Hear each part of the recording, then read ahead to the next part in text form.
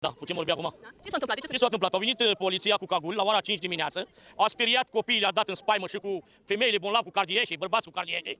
Băietul meu a fost pe caz de boală de Pentisialul Iași, liber, uitați-vă documentul care e dat de către Comisia Pentisialului, că e cu capul, cu toate boalele. l-au luat dimineața? Da, l-a luat din pat și copii, așa. A fost ieri la spital, a luat analizele, poftim, Stănescu Ferdinand, e bolnav cu toate boalele, cu toate capul, cu toate, cu diabetul, cu mai multe. O tumor la cap. Așa, ăsta este certificatul lui de naștere și ăsta a dormit acasă, lângă copiii lui, a speriat copiii, când a dat miliția și aruncă cu cartofi, i-a spart ușa și l-a luat din pat.